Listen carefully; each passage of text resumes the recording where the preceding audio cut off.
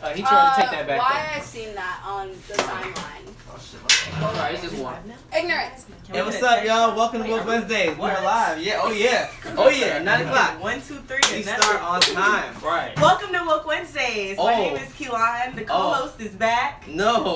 There have been some updates since I've last been gone. Thank you all for sticking with the show. I know he's a little dry. her. I So, can't stand we her. appreciate you. Can't He and I, stand the co-host of Woke Wednesdays. So I apologize for that. Everyone, welcome to Woke Wednesdays. Sometimes we have belligerent guests on the show, but it happens. But we just want to thank you. Someone said I already like her, so Nice. Kathy, you are misinformed. You're misinformed. Okay, so welcome tonight. Thank you so much for just being on Woke Wednesdays tonight. Let's introduce ourselves. I guess I can start with myself. My co-host taught me to do that last time she was on the show. My name is Hurston Sanchez. We do this every single Wednesday night at 9 p.m. Eastern Standard Time, and I'll say a little bit more later. So just kind of giving your name, and then I'll ask y'all some questions, and we'll jump into it. So, Ladies first. So just like names? yeah, just tell us your name. Tell us your name. Hello everyone, my name is Laura Zamudio. Okay. That's it? That's it. And I'm gonna ask y'all more questions. Oh, hi, Keelan Bishop. L. David Stewart. L. David Stewart? Mm-hmm. Okay. Cool. So let's get it started. So all of us are in doctoral programs, right? So if you could tell us what doctoral program you are in and what school you go to. You know, I'm going to cut you off, and I'm going to say that what we should talk about first, because no one wants to make any assumptions based off of aesthetics only, is like what maybe our pronouns are or what we identify as in the world. So I was gonna get back to that. Were you? I think we should get there first. I was gonna that's do like that. the whole point. That's not the whole point. It's literally part the point. It's part of the point. It's half the point. It's a solid 50% of the point. Oh, so now it's not the whole point. Now it's 50%. Okay. So sure, we can do that. Sure. How do you identify your pronouns? Go ahead, y'all can start this. Keelan, go for it. Keelan again. My pronouns are she, her, hers. I identify as a black African American woman. Okay. And I am heterosexual. So, kosher. Go for it. Simple. I'm just a black man. American-born black man trying not to get shot by American cops. I am a Mexican woman. I identify heterosexual as well. She, her. What is She, her, hers. Hers. There you go. So I'm Hurston, heterosexual, cisgendered male. Him is fine. Or they. It doesn't really matter to me. Just whatever. Yeah. So people are saying Hurston is getting schooled. Hurston, you ain't woke, Hurston. Hurston got Kanye. Hurston got Kanye. Oops, we're getting woke. It's like the Sway and Conway interview right now. You don't know all the answers, Sway. So, yeah, these comments are something. Nah, but it's all good. This is what learning and growing is all about. So I'm down. I'm cool with it. All right. So do we want to identify what year we're in? What doctoral program we're in? What school we go to? Is that okay? Yeah. Okay. Totally cool. fine. Thank you for checking in. Go ahead. I appreciate you. Yeah, go ahead. I go to Florida International University. I am in the math education doctoral program, and this is my third year. Okay. I go to the University of Miami. I'm earning my PhD in cancer biology, and this is my 6th year. I'm doing my doctorate in business administration with a customized concentration at Arrogance University. 2.5 year, just became a PhD candidate. And I am a second-year doctoral student in the higher education program. My research focus is how systems of oppression are created, manifested, and perpetuated in education. So, yeah. So that's kind of the basics, right? So I was wondering, and y'all feel free to ask us questions, comments, whatever you would like, because we do have a lot of people tuning in tonight that are interested in applying to doctoral programs. So we'll kind of be talking a little bit about that as we go throughout the night.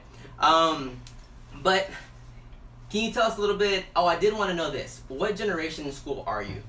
And by that I mean, did your parents go to college? And what was their highest level of education? Whoever can go first. Well, I'll go first. I'm a first generation. My father completed high school. My mother didn't. I have an older sister who's completed a master's degree program. So her and I are first gens. Okay, awesome. Okay, I am a third generation college student. Pretty much most of my family has pursued some form of higher education. So past just getting a bachelor's degree, then pursued either a master's or a PhD. Up to my mother, who has a doctorate in education. Yeah. I consider myself a first generation student. First generation. My mom did come. She is a registered nurse in Mexico, but when she came over here, that degree did not count because of the language barrier. Mm-hmm. So it was a little different. And then my father, he reached 5th grade, and then his father passed, so he had to start working at that age.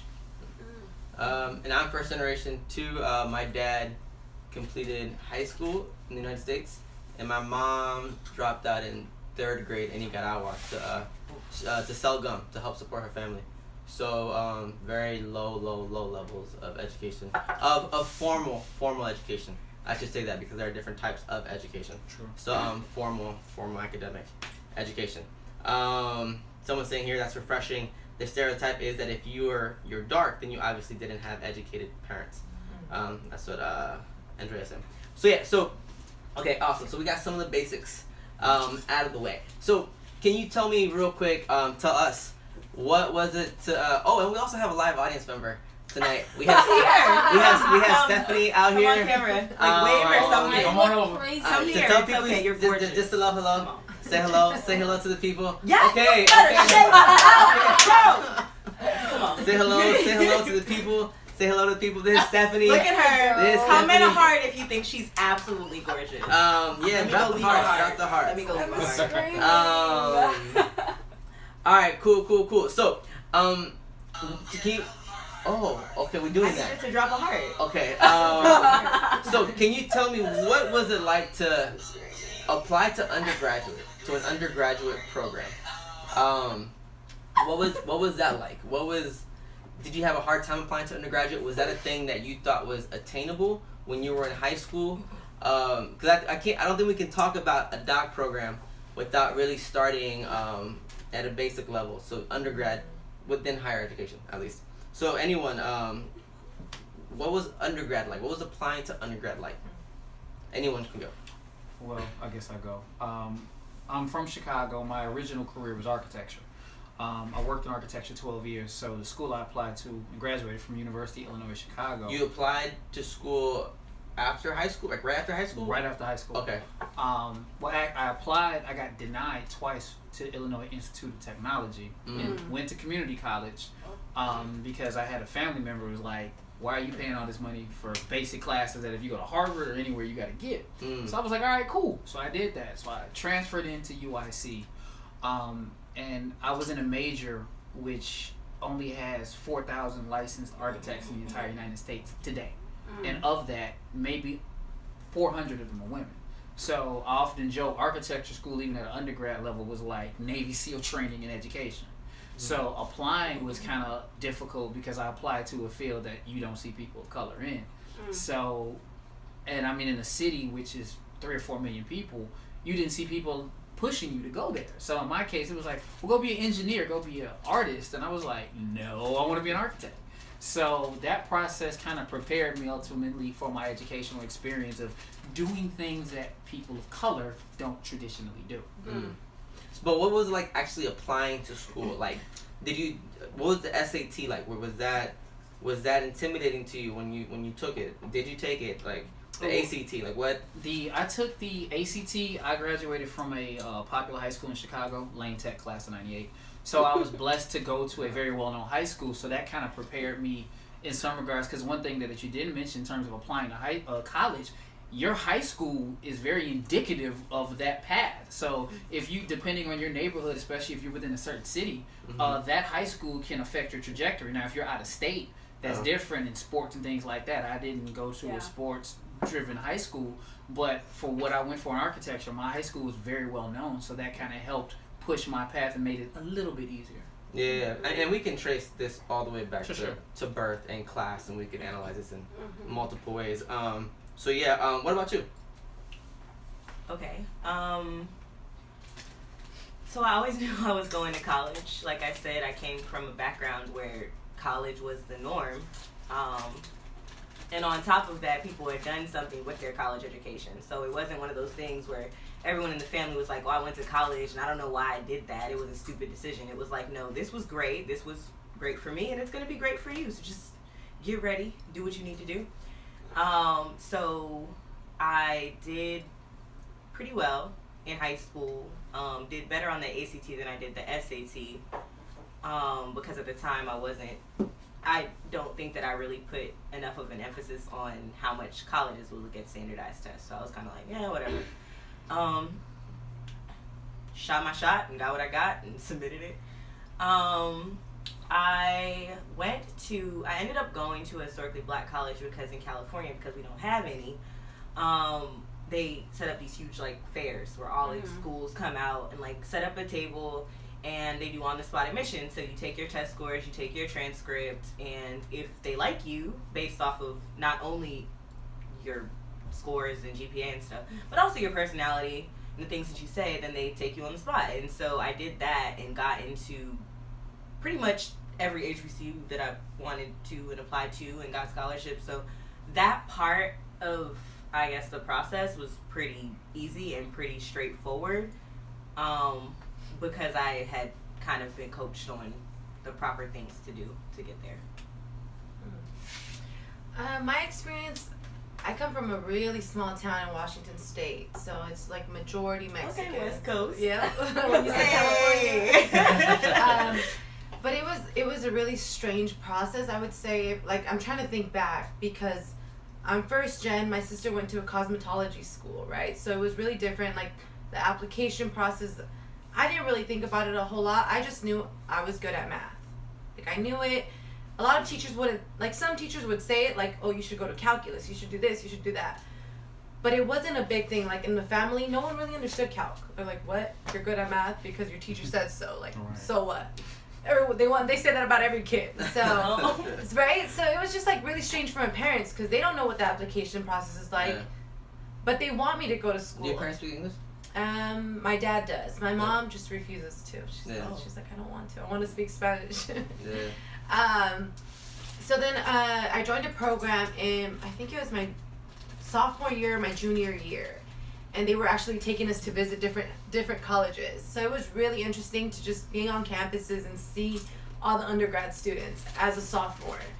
And then my junior year, my advisor was a white teacher. And she just had such high standards, which was really new for me. She's like, I think you should apply to Harvard. And I was like, girl, please, I will never get into Harvard. So I didn't do that. I applied to local schools, and I got a really good scholarship. It was like an automatic admission because of the GPA. Hey. So that was really nice. So you go through undergrad, right? And did everyone here get a master's, or did people go straight through? What was that like for? Once you graduate from undergrad, what was the next step? Did you know there was a next step? Ooh. I'll probably go first because I have to condense my story. I went straight to a master's program right after I graduated, University of Toronto. I ended up coming back because my mom passed that same year. So it was kind of family stuff that got in the way, and then I went to an MBA program. That didn't work out. Waited a year, got kicked out of that, and then went to one more master's program in real estate in Roosevelt in 2007. For me, it was at first like, you got to get through it. You got to get through it. What people don't tell you, at least in my opinion, about college, and I tell students, take a year off, because I was trying to be so aggressive and get everything done like in a rush, and I didn't realize how burnt out I was because I had never stopped literally from kindergarten all the way to that point. So by the time I got to my third master's program, I was a little more older. I didn't care about nothing but just getting the degree. And then I eventually got that one. And then lastly, 2008 happened. I got a master's degree in real estate in 2008. For those who don't understand the implication of that, that's when we had the recession. Yeah. So it was like one of the worst possible fields to be in. So I literally remember how depressed my keynote was in December of 2008. What's a keynote? Term my keynote speaker for our graduation. So okay. Part, I have to let people know that. And I mean, on the one hand, it was a great time because President Barack Obama had just took office, had just won, and at the other time, the economy was like in the toilet. So I ended up consulting for a few years and then going back to get a second master's as an MBA to kind of balance the new skills I pivoted into. Okay. How about you? Okay. So once again, and I don't want to make it seem like my family coached me through like everything that I was gonna do. I do have free will, and I did have input. I always knew I was going to grad school too. Like so my mother is an educator. Like I said, doctorate in education. And has this network of aunts, black families got aunts. Hispanic and living families got aunts and aunts and aunts and aunts and aunts too. I think everyone has aunts. Yeah, well, everyone of color, we had aunts for days. Yeah. And so almost all of my aunts were also in education and were either pursuing doctorates or had them already. And so, right. So when that's what you're surrounded with, it's almost like a club that you don't want to be left out of. Like, it's like, I mean, my little bachelor's or whatever is cool, and I'm going to get it in what I like, and I like science, so I majored in biology. But it was always kind of like, yeah, but what I want to do is, like, whatever's next. Like, I'm trying to join this little exclusive club y'all got. I'll figure out my career from there. And I knew I wanted to be a scientist, and that ended up being the barrier to entry in the field, the doctoral degree. So you ended up not getting a master's and going straight to a doctoral program. So there's no need. Once I figured out that what I wanted to do was get a PhD in biomedical science in the specialty I chose later, there is no need to get a master's. And so straight from undergrad, during undergrad, I joined programs that were like designed to increase representation of underrepresented minorities in science. They had GRE prep classes that were integrated into our curriculum. They had an enhanced curriculum. What is a GRE? The graduate record examination. But yeah, but what is it? It's so it's the SAT for grad school. So it's what you take. It's the test that lets them know kind of quote unquote what academic level you're at, and puts you on a spectrum. And there are different types, right? So if you do like a MBA, you have a GMAT. Right. Law school, LSAT. Right. So there are different types of tests. Right. Get into but the idea when you're coming out, like if you know you want to go straight into it, is to like prep for these classes and prep for those tests and take those tests while you're completing your first degree, so that you can go straight. And so that's what I did, and then came to UM in the fall of 2012 after I graduated from Morgan in the May of 2012. It's interesting that you say that you didn't want to feel like excluded out of this club, because for me it was kind of flipped. Like no one in my family had barely had a high school degree. Most of my cousins, a lot of them dropped out. Right. So it was, I didn't want to be left out of that club. Like I just kind of wanted to go straight to work, like out of high school. Right. Because I didn't want to. I just didn't think this was for me. So it's interesting, right? How the dynamic is. How the dynamics are. We all can identify maybe as people of color, but very, very clearly different experiences for everybody. But what about you, Laura? For me, I had no idea what grad school was. It was my sophomore year in undergrad. And I just remember talking to one of my sorority sisters, and she's like, have you ever thought about, because I told her, I was like, you know what, all my professors are white, and they're all teaching teachers how to teach math. But a lot of the students in the area are students of color, so that doesn't make sense to me. And I remember asking class, like, okay, so how do we address this in a classroom where 90% of the students are of color? She had no answer. She's like, well, what do you think? And there was 4 white girls and myself. Yeah. And so no one had answers. And for me, I was like, I'm asking you this question because you're expert in the field, or at least you title yourself as an expert in the field. And to me, it doesn't like make sense when I'm going out that I don't know anything about this except from my own experience. So then my sorority sister Durrani, she's like, have you ever thought about joining Ronald E. McNair program, which is it's a program that helps first generation and low income students pursue their PhD. And she was working at the office at the time, so I said no. And she said, okay, tomorrow show up at 10 and you're gonna meet the director. And sure enough, I was in her office the next day, and she gave me the application, and I applied. So then there was a big issue because in education, they want you to have like 3 to 5 years of experience, your master's, and then go to PhD. But my directors, who are first gen, professors, they're like, no, you're applying right now. You're going to do it right now. And so in my heart, I was like, I'm just going to apply for master programs. So that's what I did. And I was like, I'm going to apply to 5. And if I get into a master's, then I'll pursue my PhD. But what happened is I got called from FIU, and they said, your application is strong. You know how to do research at an undergrad level. You've already done a project, so let's switch your application. What do you think? And I was like, okay, let's do it. And sure enough, that's where I ended up. Crazy. So I love how they picked you. Like, they picked you out of the pool. Like, they could have easily just been like, yeah, girl, here you go. Here's a master's. Yeah. I love how they identified talent and were like, here you go. That's called a pipeline. And GRE scores were not great. I'll say that. I gotta bring that up. And they were not great. So we got a question about what sorority are you in? Someone answered it, but if you want to say. I am in Sigma Lambda Gamma National Sorority. We got other Greek people. Y'all want to go ahead and say what you're in as well, if you want. If not, keep moving. I'm a member of Alpha Kappa Alpha Sorority Incorporated. Alpha Phi Alpha Fraternity Incorporated. Okay, awesome. So Kathy's saying, shout out to trio programs. Yeah, trio programs are huge. Other kid is saying they were on the Latina Experience show for Hispanic heritage. Oh, yeah, you were on that. Yeah. Someone's saying the guidance I got from my professors about grad school is not to apply to the same school I went to as an undergrad. The GRE is whack. The GRE is whack. Whoever said that, yes. It is. It's so bad. But not just that. The GRE historically is a race bias test and also very much a class bias test. Standardized testing, GRE, the SAT is tracked all the way back to the eugenics movement, so early 20th century work in the United States. So eugenics movement, which the United States very much pretty much created and then was adopted by Nazi Germany. So all this shit is traced back to that, and now we have GRE tests.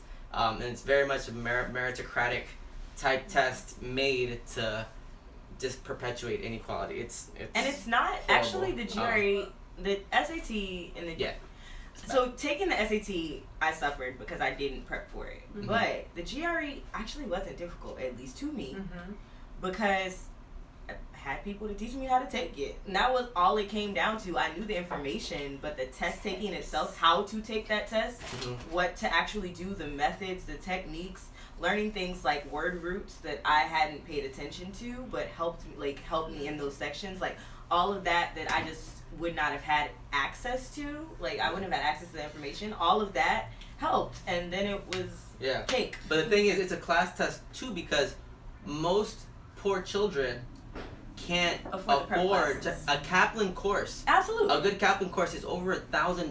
No, absolutely. Right? So a lot of this stuff is very, not only rooted in class and race, but even the very presence, the presentness of it is a class thing. There's another dynamic that no one talks about, is if you're a creative. One of my personal issues is, what does the GRE say for a right brain artistic person? That it's not to say math and science definitely don't matter, because they do, but how do you quantify that for a creative? And that's something that I've seen when I went through architecture school, that the portfolio for most design students is way more important.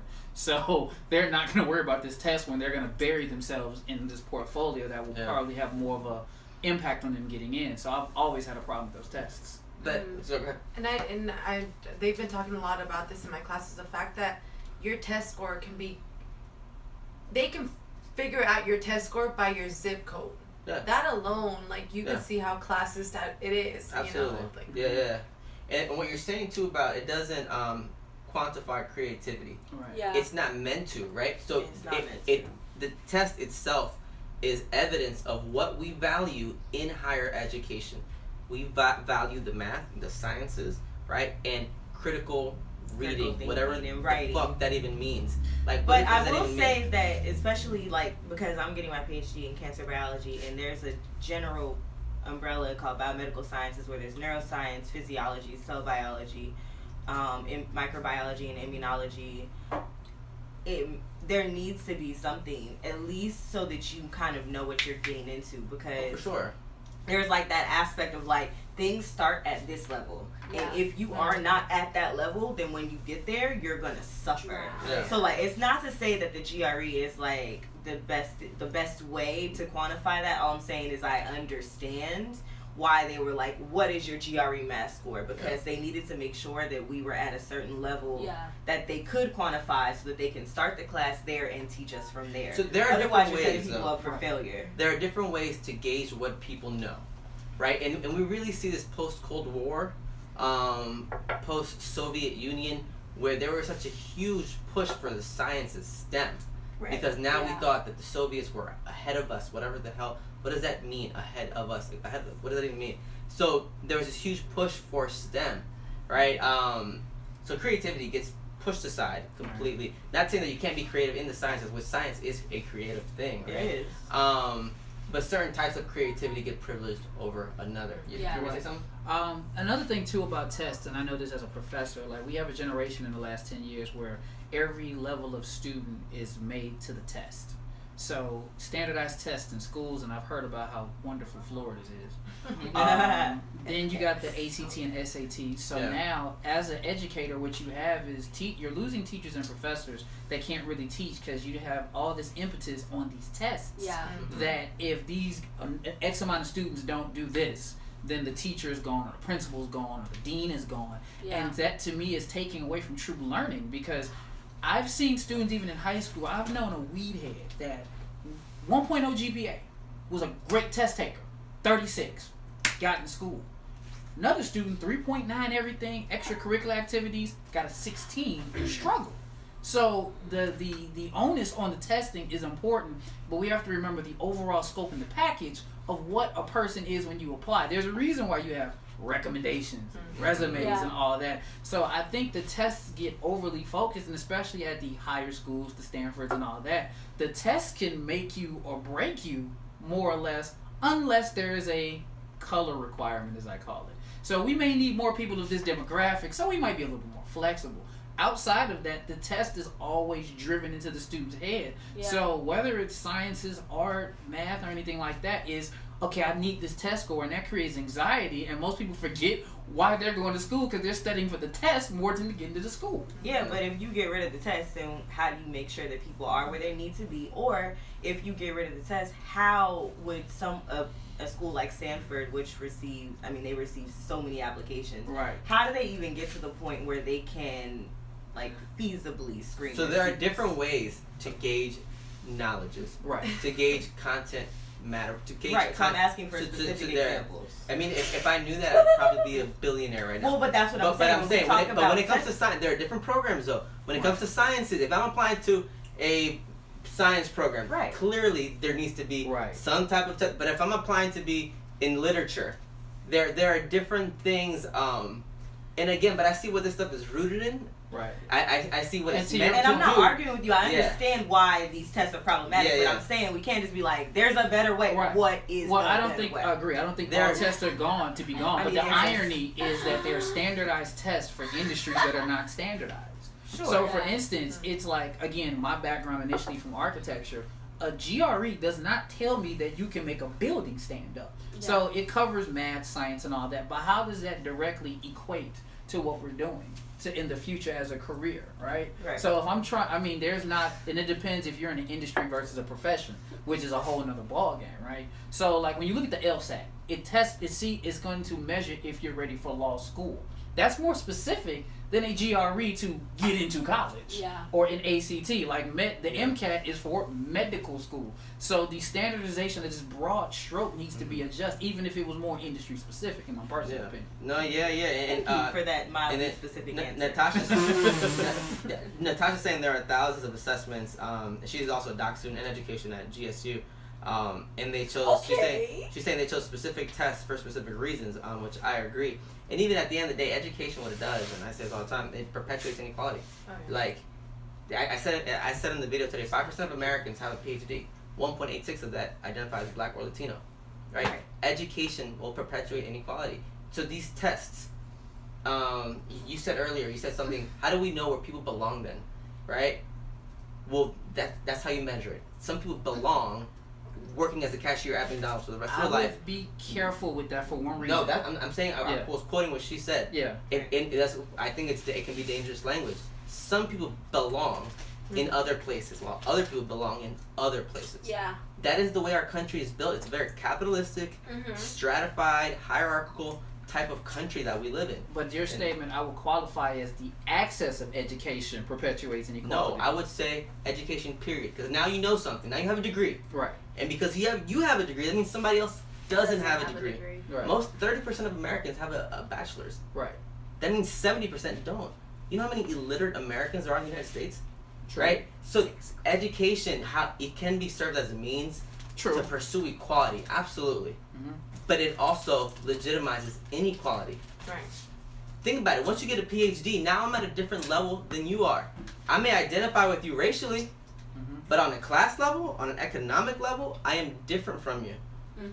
Again, it perpetuates inequality.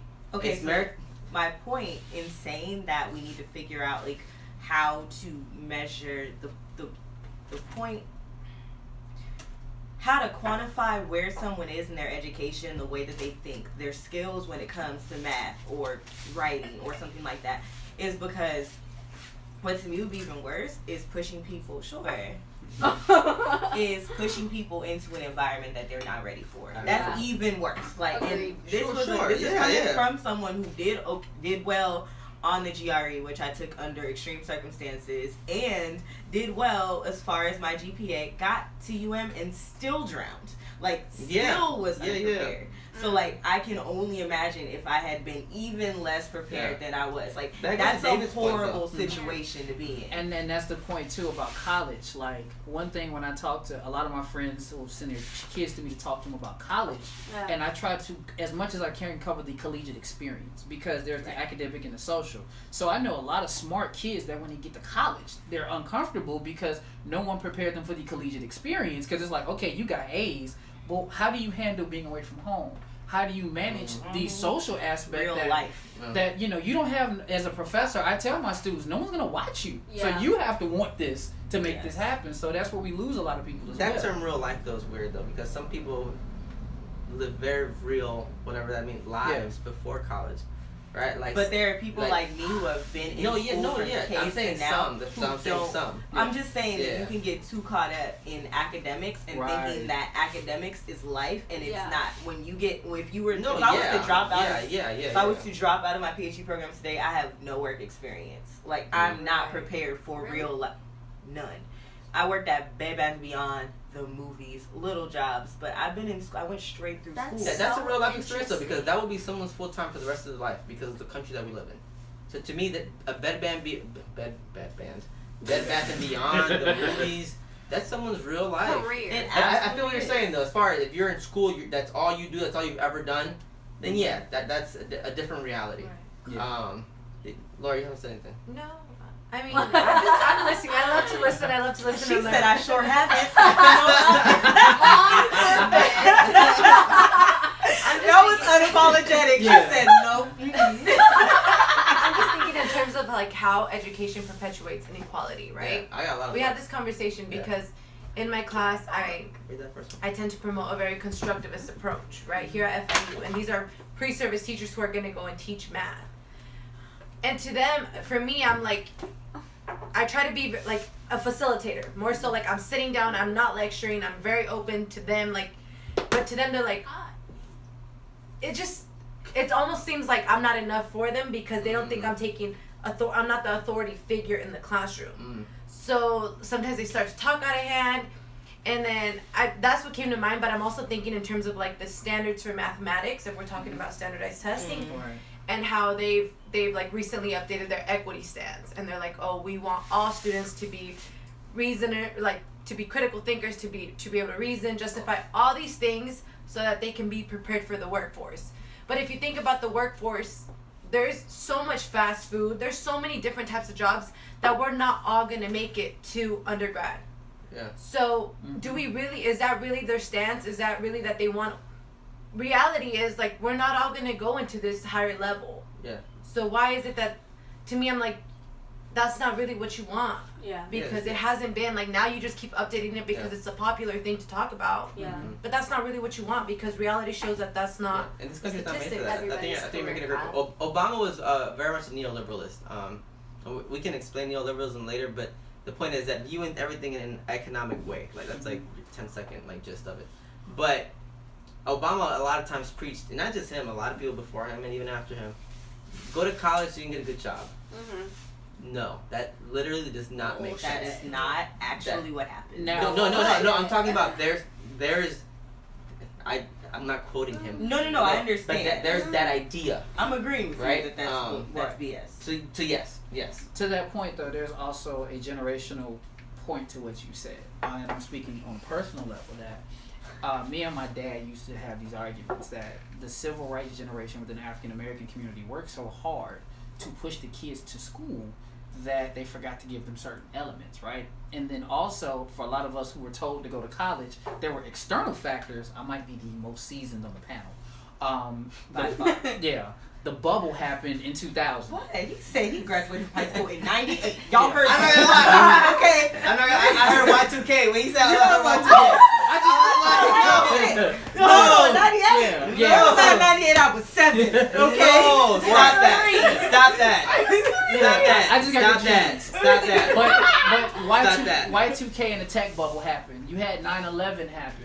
You had the recession happen. So for some of our generation, especially later millennials and early Gen X's, we went to school and we did everything we were told to get a job. And then, like in my case, when I got my bachelor's degree in 2003, I was like, good, I got a job. Didn't happen. Right. In 2008, when I finally got a master's, I was like that dude on Instagram, this is finna be a breeze. And then, I got a degree in real estate that I could not use. Like, I was actually depressed. Like, clinically diagnosed mild depressed because of it. Because it was like, I went to school and did what I was told. Everything. And I couldn't get work for 2.5 years. Yeah. So the small good thing that came out of all this is you have a new generation of entrepreneurs now that have seen what people like myself have gone through, and they're like, no, we will use school accordingly, but we are not going to depend on it no more. Right. Yeah. And that's what education is not supposed to be, a guarantee. It's supposed to be a resource. And I think more and more people are realizing that when we get into the next 2 decades, there's going to be a lot of jobs that are automated. Yes. So it's no longer unfortunately, those service industry jobs, that's not a sustainable career path. This ain't 1980. You don't have time.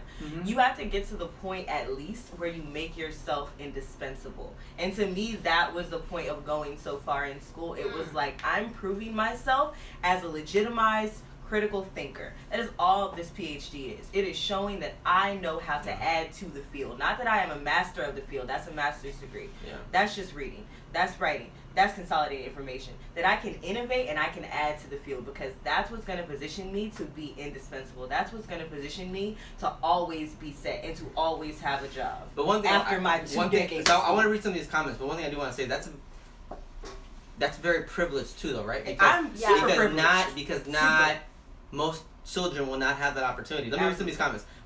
Natasha's saying, conversely, there are a lot of students that don't do well in undergrad and end up excelling in grad school, especially people of color, statistically speaking. Andrea saying, academics is the theoretical, the practical you learn out in the world. Let me see. Kathy's saying, with all due respect, I noticed that the word little was used earlier to describe bachelors and now retail jobs. But for someone who does not have the option, this feels sort of belittling for us. Natasha's saying, that was my experience as well. Only accomplished bachelors are those small jobs. Andrea saying black don't crack. Natasha saying you definitely don't need a degree beyond a bachelor's to be successful. And what does successful even mean? Stephanie, Stephanie's right here. I know many people who get degrees and settle for $30K a year. Look, not even settle, but sometimes that's what they gotta do. That's what. Listen. So look and listen. Natasha's saying most millionaires and billionaires that are entrepreneurs don't have graduate degrees. And then Mara's saying the education is key narrative. And then there's a lot. Wow, I missed a lot of comments. Okay. Get it together. Sorry. Natasha's saying but science is losing funding and plumbers stay fixing the pipes we have to watch that thinking. So I was saying, I'm a STEM major in my whole life. I've been pushed to have the mentality that pursuing an engineering degree will guarantee me a job straight out of undergrad. Hate to break it to you, brother. That might not work out. Mara's saying, I'm not going to read Mara's comment. Andrea's saying the master's degree was actually created to provide colleges and universities with revenue after the GI Bill. Pretty much eliminated the revenue in bachelor's degrees. There's more to that as well, the master's degree. That's true. But yeah, can I go back and clarify two things? Go for it, I didn't mean to minimize like retail jobs. I exist at the intersection of a marginalized race and gender, but I'm super privileged. I have socioeconomic privilege. I have unearned privilege from the fact that my parents are educated and that my grandparents before them were educated and that I grew up in this space, so I have to watch my language sometimes. Things that I say can come off as condescending. It's not meant to be that way. When I say those little jobs, what I actually meant was that I had to keep them for more than 3 months because privilege. I got mistreated and was like, I'm out. I don't need this. And then to the point of science is losing funding. Yeah, duh. We all know that. Science gets cut right behind education every time. However, science is a huge economic stimulus. So though it loses funding, it will never be completely defunded. And the cuts in science funding provide great opportunities in the careers of science policy and consulting and cross-sector collaboration, which are all things that a PhD is pretty much a prerequisite for. So. And you said something that I thought was kind of interesting of how you like concisely broke down the levels of what a bachelor means, what a master's degree means, and what a PhD means. If you can kind of go back over that in terms of what does a master's degree say, right? Right. Because most people hear bachelor's and there's one connotation, but when you hear a master's degree, it's like what are you quote unquote mastering? And then there's this view of what a PhD really is. So can you kind of go back over that? I thought the way you kind of concisely did that for some people I think might actually help a bit. So when too many people decided that they were going to go get bachelor's degrees, there needed to be a next level. There needed to be a level that showed that you had committed to a particular specialty and that you were an expert in that. And that was a master's degree. The master's degree is when you become a master of that field, when you have mastered all of the knowledge that there is. Obviously, we're all humans, so nobody is like a library, but when you have mastered that field in the aspects of you know what there is to know about that field, you can interpret and regurgitate, the information available in that field, the research available. But the premise behind a doctoral degree is innovation. And the premise behind particularly like research degrees, yours is a research degree, so is yours, and yours. It's everybody's research. Cool. So the idea behind a research degree is that you make an original contribution to the field, that you expand the field, that you add your original knowledge, and that you show through that you can become a creator. And that's not to say that, like, it's literally not to say that no one else creates, because, like, obviously creativity is not something that you need a degree to do. It's literally just legitimizing that you went through the proper course of training. Is that what it's the same way that, like, if you want to go get your hair done, you go to somebody with a cosmetology license. It's the same kind of idea of this person has been properly trained to do XYZ. So when a company is then looking for someone, they have a problem and they want to fix it, they go to someone with this very specialized knowledge who can innovate in the field. And that's basically all a PhD is, so showing that you can do it. But we also see the masters being highly perpetuated once the idea of professional studies, when that became a thing. Right. So, for example, what's professional study? A business degree, your MBAs, that type of stuff. Those are professional degrees. Prior to that, there were only certain degrees you could get. Philosophy, theology. It was more of your liberal type of education, right? So when we see the master's degree really being perpetuated, is that when professional degrees really start coming into play, when we see these neoliberal, their capitalistic ideologies coming into the university, that's when we really start seeing it getting perpetuated. I don't want to miss anyone's comment. But Yeah, I'll get. I'm good. Okay. All right. So we've been talking a lot about this. So let's move on a little bit. Oh, right. We're not even at the program. We're not even at the program. Exactly. All right. So y'all made it through undergrad. Whatever happened undergrad. I mean, we can talk about that on another show. But tell me, so a PhD now. You get into that, right? We had McNair. We had. You knew you were going. You made it through. You had a bunch of stuff go on. 2 masters in the middle of that recession. Finally get into a doc program. So what's the doc program? And when I say doc, like that's short for doctoral program. What's the doc experience been like for you since you got there? You went to an HBCU in undergrad. Mm-hmm. Now you're at a PWI, predominantly white institution, private university. Mm-hmm. Is Morgan State is also private? Morgan State is it's public. It's public? Yes. Is it? Really? Mm-hmm. State university. It is? Okay. You went to was it public or private? I went to a PWI. Was it public? Yes. No, private. I went to a PWI public, then PWI private, then online, and now another one online. Okay. And then you? I went to a public for undergrad. But it was predominantly white institution? No. Was it classified as that? Yeah, it was classified as that, but I'm just thinking in terms of like where I hung out. Oh yeah.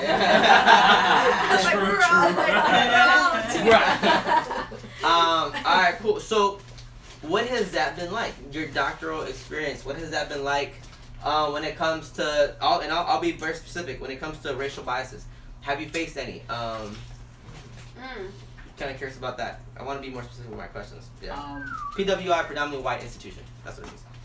My online process was unique because my job ended up helping me get in at the time, so that was cool.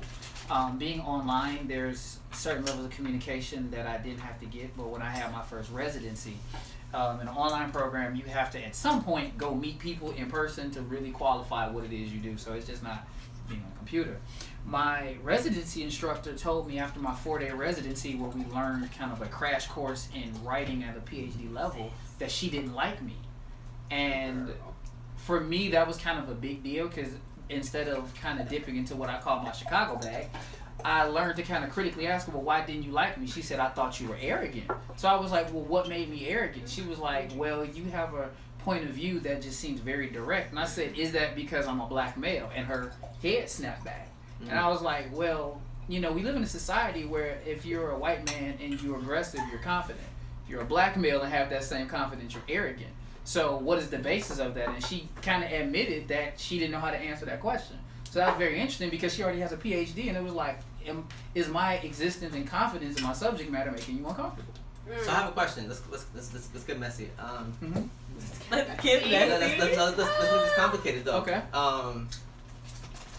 When anytime a woman has told me something like that, I'm arrogant or something, now more so I think about that because if a woman is very confident, I'm not gonna. Well, can y'all speak on it a little bit? Are you about to mansplain? No. Yes. Okay. So I will challenge that, but not right now because I think it's gonna take away from the point. But I will definitely challenge that. I'm kidding. Relax. Go ahead. So I think to finish the thought that you were starting, basically, when a woman is particularly a woman of color, is too outspoken, is too confident in a way that people don't expect her to necessarily be confident, she can quickly be labeled as some not so flattering things. Yes, ma'am. And even white women deal with that particular situation.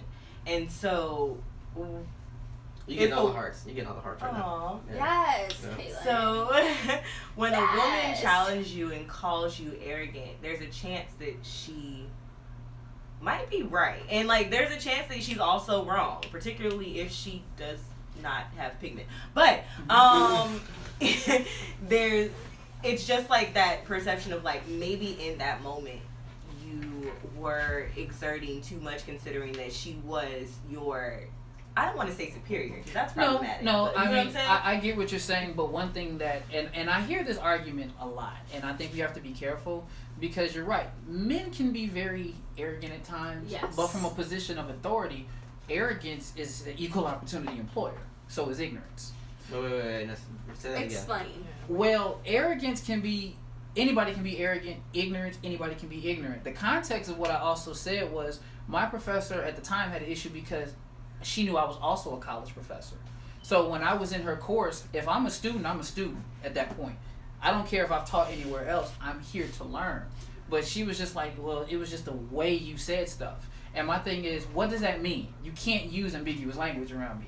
Now, if I came in saying I was the best or whatever, that's different. But I personally felt that I'm exchanging my ideas with the class and you just didn't like me for that reason. I have a problem with that because we often hear it on the other side when it happens to women. But believe it or not, in some instances, it happens to a man when that person is a position of authority, kind of like you mentioned. So in the academic setting, there's the student and then there's the teacher, right? So I don't think it's that simple. Power is a very complex idea. It's too complex, and I think we do have titles, right, that can give us a sense of power, right? I am a professor. I have a PhD. You are the student. So I do believe that sense of power exists. Mm-hmm. I also very much believe that we live in a patriarchal society, right, where everything is literally built to benefit men, right? So as a man, I've seen the way other men have spoken to my professors who are women, and it's horrible. Like, and it's not even like it's not even like he has a malicious intent. There's rarely a malicious and intent. James Baldwin talks about this all the time. It's not about the intent always. And that's part of the danger in it, when there is no intent but it's still hurtful. So I don't want to feel like I'm discounting your experience, but I do think as men we need to talk about that. Sorry, go ahead. So I don't know because so there's a level, and I've struggled with this a lot, but there's a level of humility that some people of certain identities are taught to have that is lost on other people. And so like before we started, Hurston, I made a joke that you should let our live audience host. I was like, take less space. There's a lot of men that I know, regardless of color, anything, that just don't know how to take less space. And particularly in a classroom setting, it is your professor's job to take space, and it is your job to make space because they are supposedly imparting the knowledge, right? Agreed. And so there's a way, and this actually happened today. There's a guy in my program, every time we have a student presentation, who sits in the front, in front of the speaker, and goes has banter back and forth with the presenter. It doesn't matter who he doesn't know how to take less space and just let that person finish their presentation and save questions until the end. If you ask him, he's just being a scientist and he's just being inquisitive and he's just, trying to help this person refine their research. But what it really is him being obnoxious and him showing off in a very blatant way what he knows relative to what the speaker knows. Do you want to say something? Because Laura, please say something. I'm just thinking about my own experience. I was teaching a class at FIU for my mentor, and it's just, to me, there's 20 students and there's 2 males, right? And of course, we're talking about fractions and we're going into a deep conversation about teaching fractions. And this one male, just like you said, just takes up all the space. And to me, I'm like, we're talking about fractions, yo. Relate this to percentage. How much time of the class have you taught? No, you said that. That's funny. How much? That's funny. You've talked 80% of the class. Right. You just I get it, you're curious, you want to ask questions. But the fact that you don't realize that there's 19 women in here, that there's 18 women in here, and you're one of 2 males, and you're taking up all this space, it just blows my mind. So I was answering his questions, and I said, you know what? If you're really, really curious about this, stay after class, we'll talk. Yes, and my mentor, she's like, I'm really proud because this student has been bugging me. Who has her PhD, he's been bugging me the whole time. Mm-hmm. And it's happened in several classes. A woman in leadership class that I was in, 2 males, 8 females. Who spoke the most? The males. Yeah. And to me, I'm like, I get it. You're curious, you want to ask questions, you're interested. But at the same time, I'm like, do you not realize that you're not leaving any space for us. And no, that's the part of it that's the dangerous part. I didn't realize this shit until you called me out on it last semester, where it was like, Hurston, you talk a lot in class. Because I do talk a lot in class. Mm-hmm. And I think everyone should talk a lot in class. But as men, we are literally habituated and socially conditioned from birth that this is what we do as men. That's part of patriarchy. And as women, you don't do that. You're trained the opposite way. I can speak, especially from my experience with Latina women. My sister, she was very much taught, you don't speak. There are certain things you just don't do, right? Especially in the presence of a man. Like, it's very much, gender roles are very much exist, right? So when we talk to white people about, yo, you just pulled some white shit and you don't even realize it, the same thing goes for men. You pulled some man shit and we don't even realize it. So but I will also say go ahead. y'all are not always just guilty. I'm a black woman and I take a lot of space because of the way that I was raised, and I didn't really grow up with that. Nobody told me to be quiet. Like, I had the age stuff, like respect your elders. Are you an only child?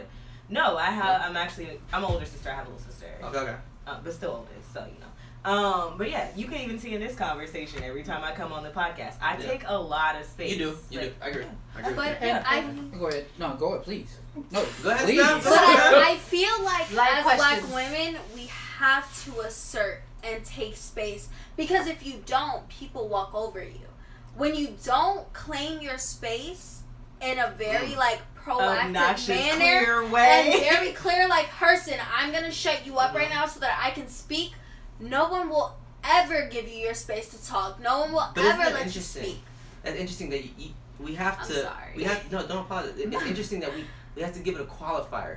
Now you become an obnoxious person because I just want to have a comment. Because you're just trying to voice an opinion or whatever. And I think these conversations need to happen more for a couple of reasons. Because it happens to men of color as well, and a lot of times, and I've said this on Facebook, we get into these arguments of whose situation is worse. Yeah. Like, as a man, I can't compete with what you deal with as a woman. Like, I can empathize as much as I can, but ultimately, I respect it as much as I can, and I try to listen. Yeah. Right. And there's a lot of times men go through the same thing. Like, what I went through with my instructor was, I'm not trying to take over your class. I'm a professor myself. I've had those students. So it's like, okay, you engage accordingly, as I call it. If you have something to say, absolutely. But don't just talk to hear yourself talk. Yeah. So a lot of times, I think men and women of all races need to have this conversation to better understand. Because I've had to try to learn truly, what does a black woman go through? What does a woman of Latinx background or a man go through? Like, because we have assumptions, and I come from a very segregated city. And just to kind of really piggyback, coming to Miami's had to reopen my eyes. Because I come from a city where there was only Puerto Rican and Mexican. So when I tell people, come down here, Chicago. So when I tell people, you can't make an assumption coming to Miami because you literally got every possible country down here. Literally, all of you could be from my country. Everybody in this room. Everybody in this room could be from Nicaragua. Right. Hey, squat it up. So you learn to just kind of take in people's stories and not to be defensive. Like, about 5 or 6 years ago, this conversation would have been defensive even for me. Because it's like, I'm a black man. I was like, wait a minute. I understand where you're coming from. I don't have to invalidate your struggle. Yeah. But at the same token, a black man or anybody else doesn't want to feel like that story is invalidated with him. Because what happens is it becomes very argumentative and adversarial, and no one learns. Yeah. To get back to your original question. So I'm sorry. Okay. Instagram gets us off after an hour. Oh, right. So we got to start. Answer the But question. I do want to ask a question that Mario posed. So how do we feel about black men being compared to white folks on a intraracial level? It's right. It's accurate. So we're gonna get the article. Black men are the white people of black people. Yeah. Yes, ma'am. Sit in it. Speak on it. So I do think it's a lot more complicated than that. Yes, it is. So we're gonna come back to that in the second part of it. Is it? It is because it's too simplistic. No, but